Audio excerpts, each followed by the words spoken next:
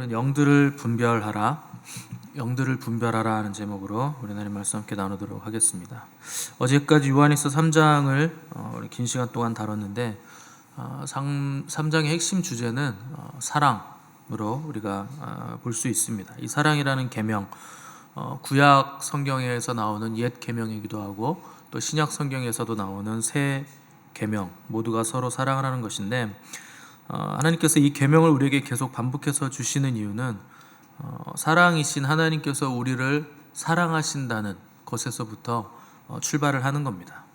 결국 사랑이라는 계명이 우리를 살리시는 하나님의 사랑의 표현이기 때문에 우리가 하나님의 사랑을 받고 우리가 하나님을 사랑하고 우리 또한 서로 사랑하면 그것이 우리를 살린다 하는 것이기 때문에 요한이 계속해서 이 사랑을 강조하고 있는 겁니다. 그래서 다윗이 시편에서 뭐라고 노래했냐면, 여호와의 율법은 완전하여 영혼을 소성시킨다, 이렇게 노래한 바가 있습니다. 율법이라는 걸 우리가 법이라는 개념으로 접근하면 이제 그것을 지키지 않으면 어떤 불이익을 받거나 법적인 제재를 받는 것으로 생각하기 쉬운데, 여호와의 율법은 그런 게 아니라는 겁니다. 그것은 사실 법이라기보다는 우리의 삶의 기반이고 또 복된 가르침으로 우리가 받아들일 수 있는 것이고, 그 가르침을 우리가 받아서 그 가르침대로 살아낼 때 그것이 우리의 영혼을 소성시킨다는 겁니다. 소성시킨다는 말은 그 율법이 우리의 영혼을 회복시킨다라는 뜻이고, 회복과 소성이라는 의미가 나왔다는 것 자체로 하는 말이죠. 왜 망가졌는가? 말할 필요도 없이 죄 때문에 우리 영혼은 망가져 있다는 겁니다. 그 죄라는 헬라어가 하마르티아인데 이게 빗나가다, 벗어나다, 목표를 잃어버리다, 이런 뜻입니다. 그러니까 죄가 하는 일이 이거죠. 사람의 목표를 벗어나게 만들고 또 사람이 있어야 할 위치에서 벗어나게 만드는 것, 그게 바로 죄가 하는 일이라는 겁니다. 근데 이것에서 회복될 수 있는 길은 여호와의 율법으로만 가능하다. 그 가르침을 우리가 받아들이고 그대로 살 때 그 율법의 정신, 핵심 정신이 사랑이기 때문에 그것이 사랑이 되어서 우리를 회복시키고 우리가 있어야 할 자리로 우리를 인도해 준다, 길을 벗어나지 않게 만든다 하기 때문에 요한이 그토록 3장에서 사랑을 강조했던 겁니다. 4장을 보면 2장에서 강조했던 또다시 적그리스도에 대한 얘기가 등장을 하게 되고, 이 당시의 적그리스도의 영이라는 것은 영지주의 이단을 지금 요한이 목표로 해서 타겟팅해서 얘기하고 있다 하는 것을 우리가 기억을 하셔야 됩니다. 그러니까 사도 요한의 서신을 보면 믿음이라든가 또 영지주의 이단, 또 적그리스도, 영분별, 또 사랑, 이런 것들이 계속해서 반복해서 맞물려 돌아가고 있다는 것을 여러분들이 기억하시고 읽으시면 이해하기가 편합니다. 자, 이 4장에서도 동일하게 이제 2장에서 언급했던 적그리스도에 대한 얘기로 시작을 하고 있는데, 1절 보시면, 사랑하는 자들아 영을 다 믿지 말고 오직 영들이 하나님께 속하였나 분별하라. 많은 거짓 선지자가 세상에 나왔음이라. 이렇게 시작을 하고 있습니다. 자, 우리에게 다가오는 영들이 있는데 너무나 많은 영들이 있는데 그 영들이 전부 다 하나님의 영들이 아니라는 겁니다. 겉으로 보기에는 하나님의 영인 것 같은데 잘 분별해서 보면 하나님의 영이 아닌 미혹의 영들이 우리들의 귀를 막고 눈을 가리고 심령을 어둡게 만들고 있다. 너희들이 이것을 잘 분별해야 된다 하는 것이 사도 요한의 경고죠. 주님도 이것을 경고하셨습니다. 마태복음 24장에서 마지막 때는 도대체 어떤 일이 일어납니까? 제자들이 주님에게 물었을 때 주님께서 가장 먼저 하신 것이 이겁니다. 너희가 사람의 미혹을 받지 않도록 주의하라. 이게 마지막 때의 경고에 대해서 주님이 가장 먼저 하신 말씀이죠. 그리고 사람의 미혹을 얘기하시면서 많은 거짓 선지자가 일어나서 사람을 미혹할 것이다. 이것이 주님의 첫 번째 경고였습니다. 악한 영들이 와서 주의해야 된다라고 하면 우리는 어떤 초제한적인 영이라거나 사탄이라거나 악한 영들이 와서 우리를 미혹한다라고 생각하기 쉬운데, 주님은 정확하게 미혹은 누구로부터 오는가? 사람으로부터 오는 거다 하는 것을 우리에게 경고하신 것이죠. 사람의 미혹을 주의하라는 말은 그 미혹 당할 만큼 굉장히 괜찮은 모습으로 우리에게 다가온다는 뜻입니다. 특별히 유명한 사람들, 큰 업적을 이룬 사람들, 또 유명세가 있는 사람들의 그 미혹을 너희들이 주의해야 된다 하는 거죠. 특별히 사역이 크다고 진리도 아니고 과거의 업적이 훌륭하다고 해서 지금도 훌륭할 것이라 보장이 없다는 것이고, 또 TV에 나오고 얼굴이 알려지고 규모가 크다고 해서 그것이 진리가 절대 아닐 수 있다 하는 것을 주님께서 경고하시는 겁니다. 그 사람의 과거가 어땠든 간에 지금 그 사람이 하나님과의 관계성 안에서 어떤 자리에 있는가 하는 것을 정확히 분별을 할 수 있어야 된다는 겁니다. 주님 없는 사역, 주님 없는 유명세, 주님 없는 그 크기, 규모가 분명히 우리에게는 미혹이 될 수 있기 때문에 주님도 사도 요한도 이 미혹을 경계하라 이렇게 말씀하신 것이고, 사도 바울도 고린도전서 12장 10절에서 어떤 이에게는 영들 분별하는 은사를 우리에게 은사로 주셨다 얘기를 했습니다. 그래서 영분별의 은사가 성령의 9가지 은사 중에서 한 자리를 차지하고 있을 만큼 굉장히 중요하다는 뜻입니다. 영들 분별하는 것은.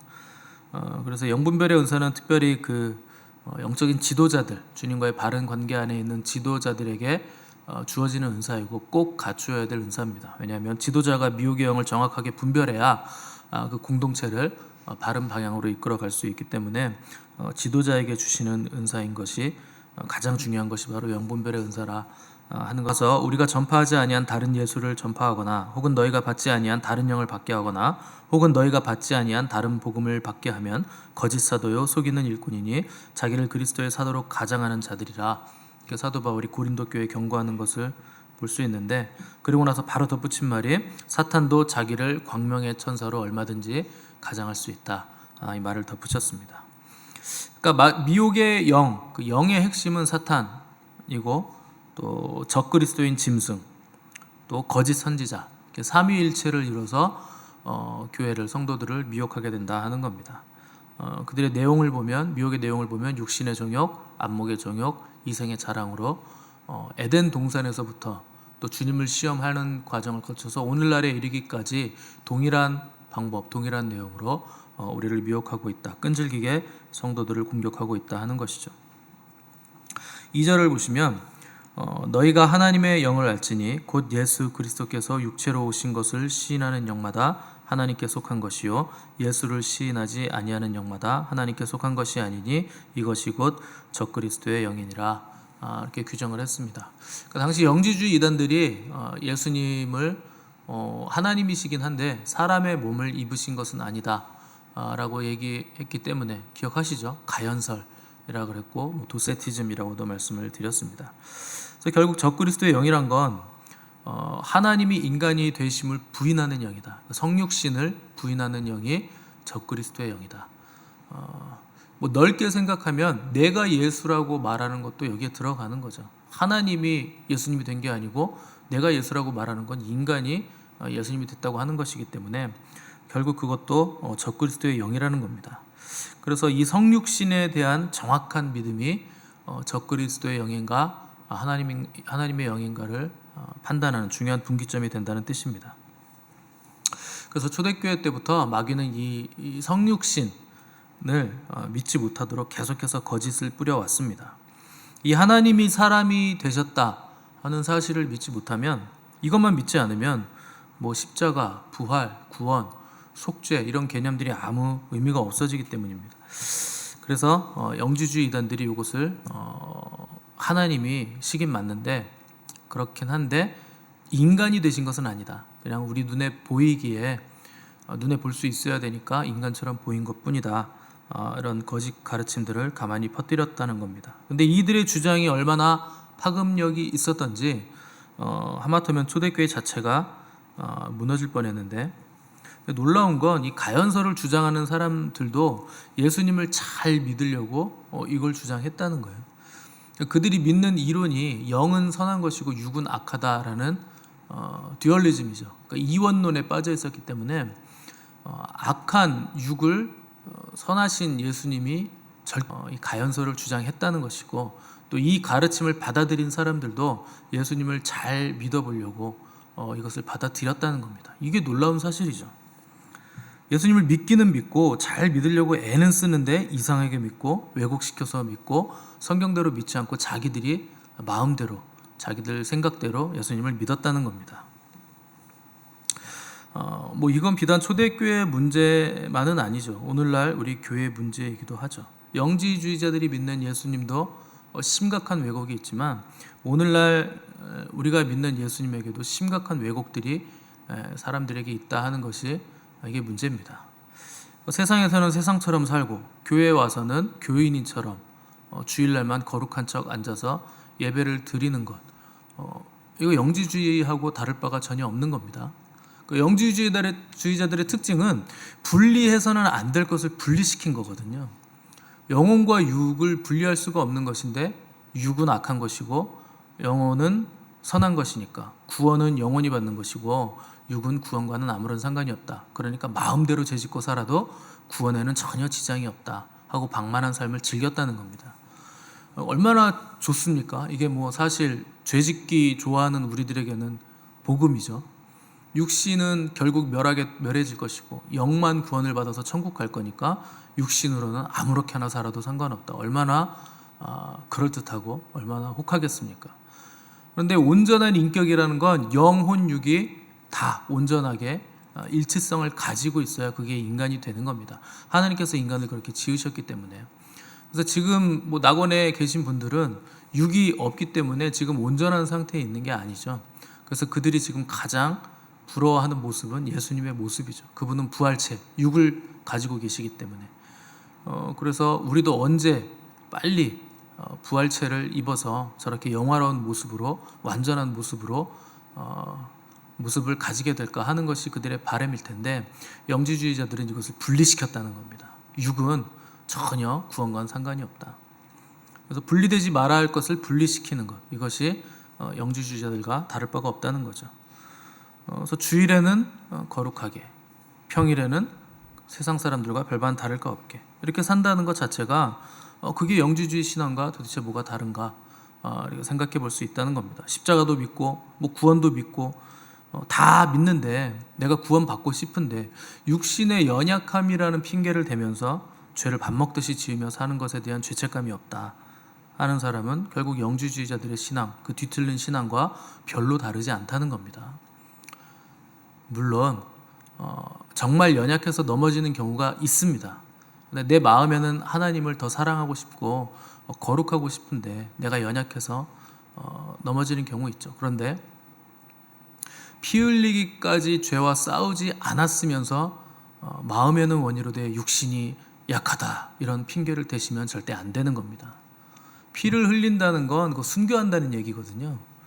그러니까 내가 죄와 싸울 때 피 흘리기까지 내가 순교할 각오를 하고서 싸우지 않으면서 함부로 마음에는 원인데 육신이 약하도다 뭐 이런 얘기를 하시면 이율배반적인 얘기를 하고 있다는 거죠.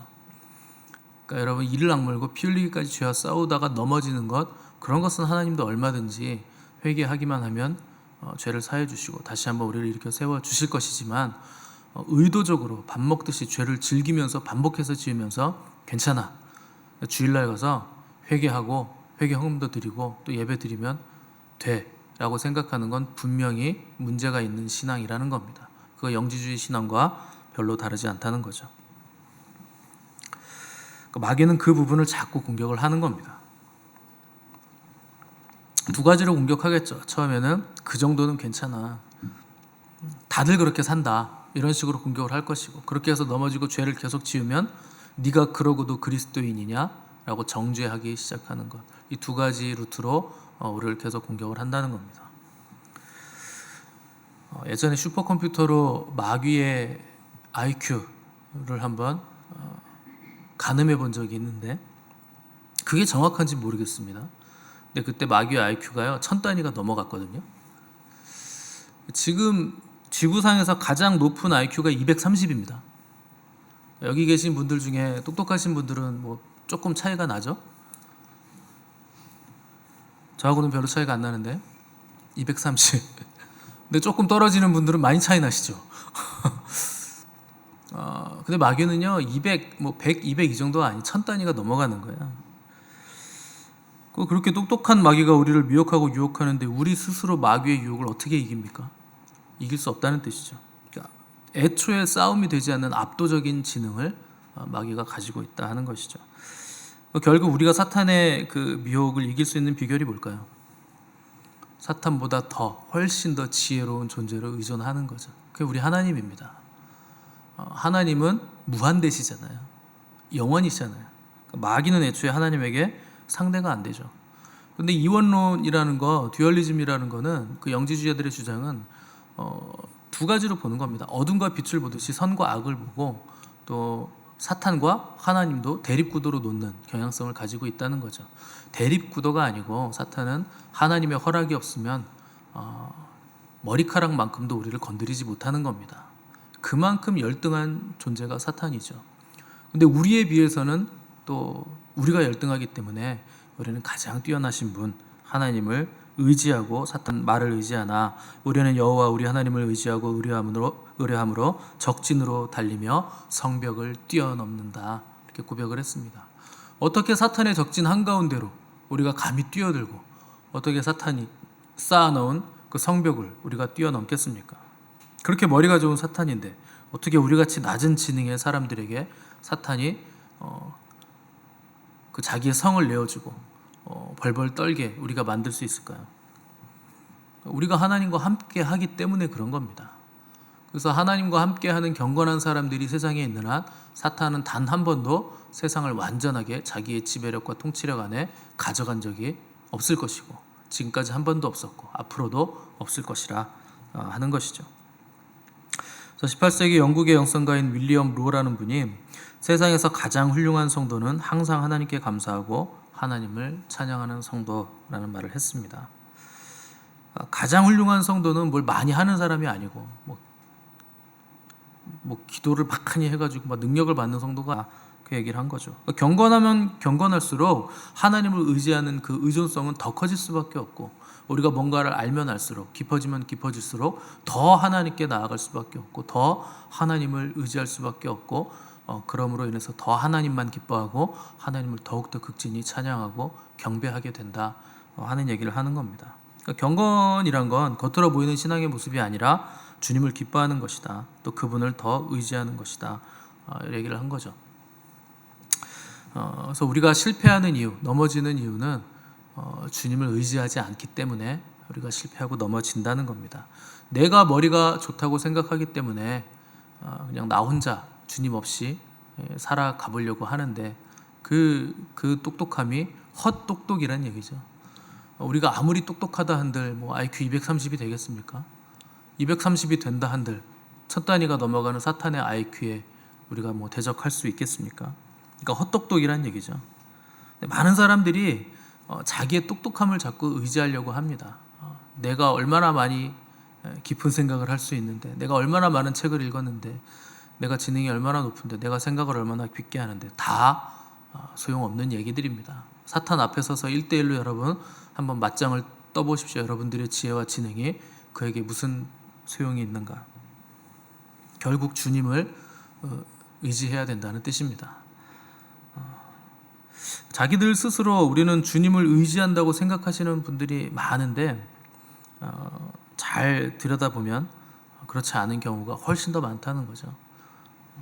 처음 사랑을 잃었고 뜨거운 마음이 냉랭해졌고 내가 예수님 손잡고 간다고 생각하고 있었는데 이상한 손잡고 가고 있다는 것을 어느 순간 느낄 때가 간혹 있지 않습니까?